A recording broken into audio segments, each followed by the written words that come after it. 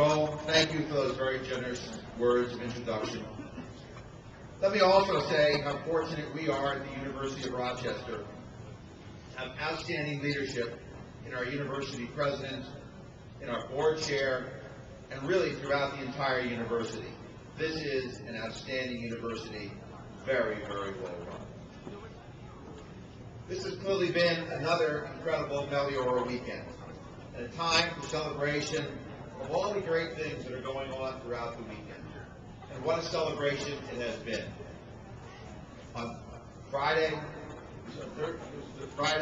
we celebrated, Thursday night, we celebrated the opening of Kodak Hall and the renovation of the Eastman Theater. Yesterday, we named the Hagen School of Engineering. Today, we had an unbelievable keynote speaker from our Secretary of Energy, Stephen Chu. And now we have an opportunity to dedicate an important piece of art on our campus. I particularly want to congratulate the Hagen family, Ed, your wife, Barbara, your entire family in the dedication of the Hagen School.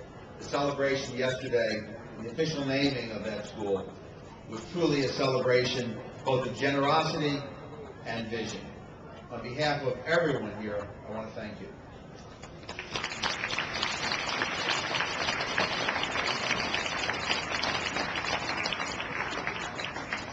This is also a very exciting moment for my wife Cindy, for me, and for our entire family.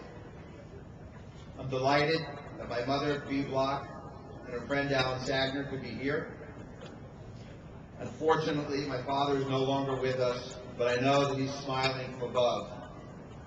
It was he who 20 years ago really encouraged me to reconnect with the university and to get involved. And Dad, I want to say thank you for that, because my involvement with the university as a volunteer over the last many, many years has been really one of the most important parts of my life.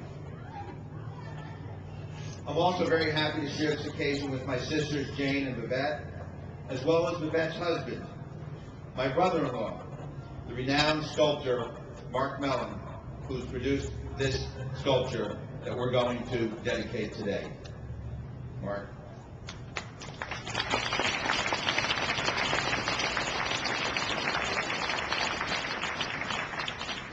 I would also like to add that Mark actually attended the University of Rochester in the late 1960s, and it was actually here that he discovered his passion and future calling as an artist.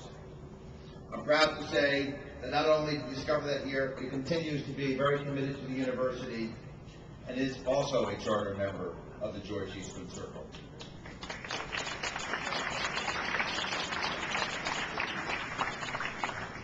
As Joel mentioned, Mark's work is really exceptional, and his work is part of countless collections, including the Vatican and the National Portrait Gallery in Washington, D.C. Cindy and I are delighted that we could facilitate this installation and are very pleased and proud that Mark was chosen to create this sculpture and which will forever grace our beautiful campus. Cindy and I live in San Diego and unfortunately did not have the opportunity over the past year to watch the sculpture actually being designed. We did, however, through photography, and how appropriate that is, have pictures of the work as it was being created over time. And for a year, we watched the form take shape, from the original studies to the final clay, and ultimately to the bronze. And although we have not yet seen the final work in person, I am very anxious to see it, I know that Mark has captured the energy and vitality of George Eastman, his entrepreneurial spirit, his extraordinary vision, and his stature as a builder and as a leader. It is not difficult to visualize George Eastman standing on these very grounds, holding construction plans for the development of these magnificent buildings. In fact, I understand he was very involved in some of the detail of the architecture.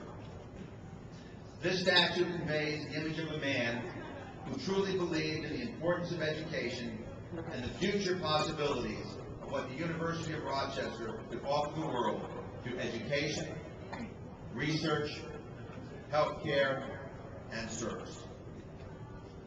In making this gift, Cindy and my hope is that this statue and the legacy of George Eastman will inspire each of us to reach deeper within ourselves to be ever better, and to do our part to give back and to help others.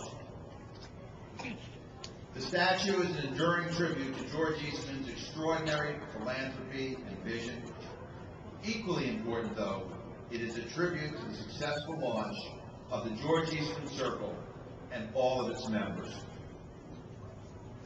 This society was formed 3 years ago on Melchiora weekend by a group of trustees and university leaders, and was named in honor of George Eastman, our university's greatest benefactor and an exemplar who would inspire others into the future.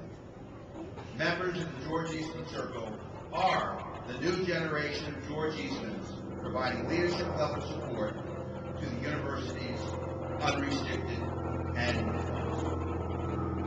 Let me just say, as a university trustee and also in my role as development chair, that annual fund giving is very much at the foundation of university philanthropy.